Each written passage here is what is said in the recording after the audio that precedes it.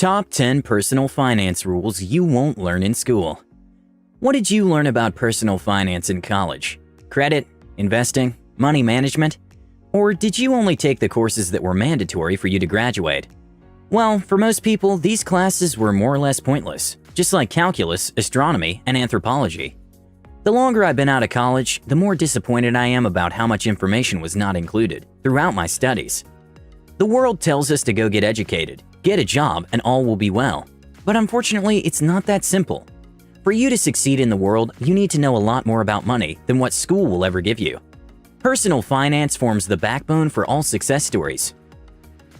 To save you from the hustle and bustle of having to learn from your mistakes, our team of experts have compiled a list of 10 most important rules that everyone should abide by to be ahead of the game with their finances.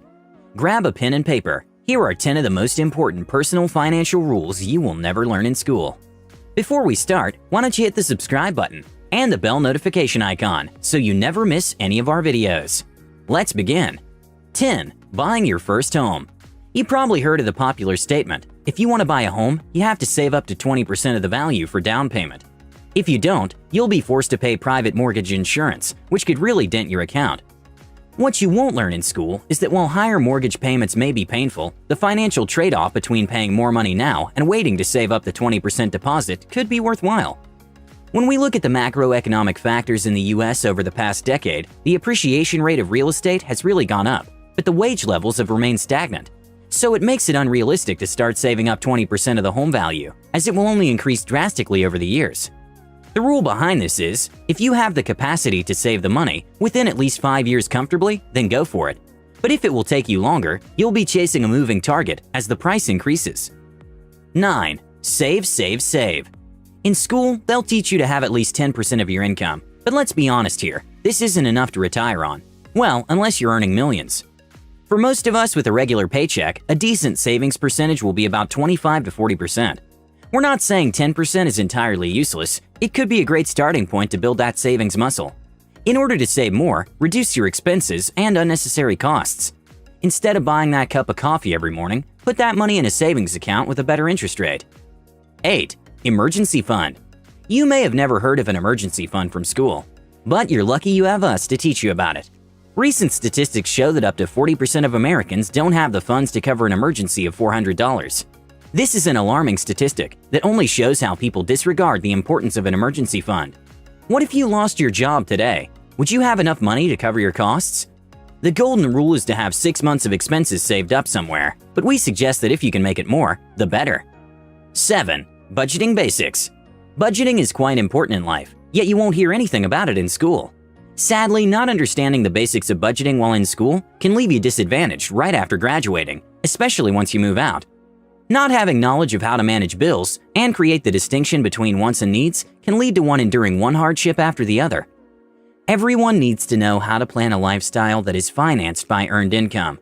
This includes understanding how to plan for all bills, but still ensuring there's enough left for necessities, such as groceries and savings. But let's face it, as much as budgeting is important, no one really likes tracking every single penny they use. What you can do instead is what we refer to as tactical budgeting. This involves creating budgets and plans over a long period of time. For example, you can identify what you need every month and create a budget with the needs, wants, and respective costs over the next 6 months. From the plan created, you can then separate the amounts into different accounts to ensure you don't spend over your budget. Then, occasionally, you can refer to your list to stay on track. 6. Compound interest. The power of compound interest is possibly the best kept secret. The one thing every young person has an advantage over everyone else is time. While they may not achieve their financial goals instantly, they have an upper hand when it comes to investing. All they need to do is tap into the powers of compound interest. By setting aside small chunks of money in a high-interest account, young people can amass great wealth that will compound over and over again through the years. To show you just how important compound interest is, here's a great example. If someone gave you 2 options, the first choice is $3,000, and the second is a penny that doubles up in value every other day. Most people would choose the first choice, right?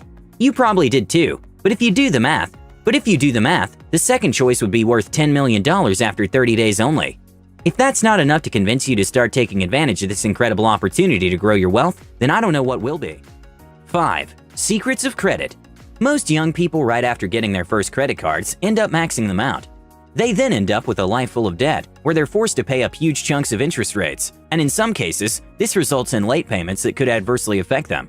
What most people don't know is the importance of credit scores and maintaining a great credit history. But they would probably be aware of the secrets if schools paid more attention to training them on this life skill. Here's what you need to know. Your credit score is one of the most important parts of your financial health, and it generally determines your financial position as an adult.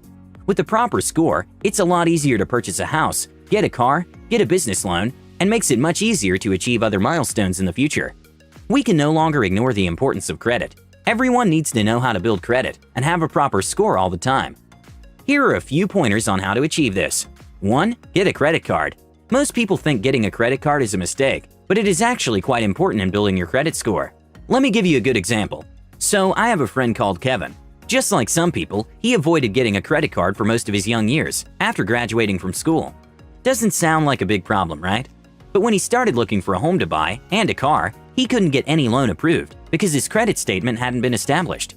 Here's how it works. When you get a credit card and use it, financial institutions record all your transactions and interest payments. Based on your efficiency, they'll assign you a score to your name.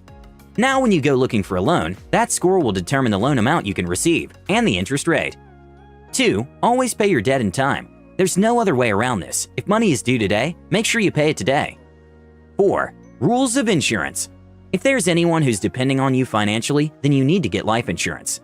This could be your child, spouse, or parent. It is better to get a term policy rather than a life one, as you get coverage whenever the need arises. However, if no one depends on you financially, end the policy to save on money. In addition to life insurance, get insurance for other aspects and assets you own. This includes your car, home, expense assets, and health. You can also get umbrella insurance, which covers different policies and guarantees a discount if obtained from one insurer. Take your time to get different rates and the features available before choosing a company to insure with. 3. Taxes. Taxes are such a broad topic that is hardly ever discussed in school. It's important to understand how they work if you want to be on the right side of the law. Before you get your first paycheck or make any sales from your business, learn how to calculate the tax rate and find out how much money you'll be left with. This will help you determine whether a job offer will meet your financial needs and what the appropriate pricing strategy for your products or services will be. Luckily, there are plenty of online calculators that will do the dirty work for you. They will show you the gross pay, the amount payable in tax, and the amount left in your account, also known as the take-home pay. For example, a salary of $35,000 a year in Manhattan, New York, will leave you with about $26,399 after tax deductions. Also, pay attention to the marginal tax rate that affects your raise. For example, a raise of $35,000 to $41,000 a year won't give you an extra $500 a month, but $345. Make a habit of preparing your tax returns yourself. There's a lot of misinformation and bad advice out there. Be careful. 2. Guard your health. A hospital visit for an injury like a fractured knee can cost thousands of dollars without insurance. If you're finding it hard to meet your monthly premiums, then what will happen if you end up in the emergency room? You may end up having to borrow money to pay for your medical bills, burdening other people who had plans with their money. Doesn't sound fair, right? If you don't have a medical cover, get one ASAP. Also, taking care of your health can end up saving you a lot of money. This involves eating the right foods, maintaining a healthy weight, regularly exercising, not consuming alcohol and other addictives excessively. You don't want to be sorry, so guard your health today. 1. College debt isn't 100% necessary. Contrary to what everyone believes, that student loans go hand in hand with a college degree, you actually don't need to get one to achieve the latter. 85% of new graduates complain of the heavy school debts and the chunk of money that goes to paying it off immediately after they start working. It's not always a must that you get these loans to pursue your degree. Some institutions, like the Davidson College in Charlotte, help students so they don't end up in debt. Other schools offer great education at a fraction of the private school's tuition fee. You could also attend school part-time, work as you study, enroll in a more affordable school, graduate fast, or begin your journey in a community college. But we're not saying debt-free schooling should be everyone's goal. In some cases, it might be worth it. If you're set to launch in a very high-paying career path, then a few $1,000s shouldn't get in the way. However, don't establish this debt as the main factor of existing as a college student. There are so many other ways of achieving your career goals. That's it for today. We hope you learned a few things. If you're still here, then I bet you enjoyed the video. Give it a thumbs up and don't forget to subscribe if you haven't already. We have regular finance videos that will help you grow abundantly, so stay tuned. With that said, I'll see you in the next one.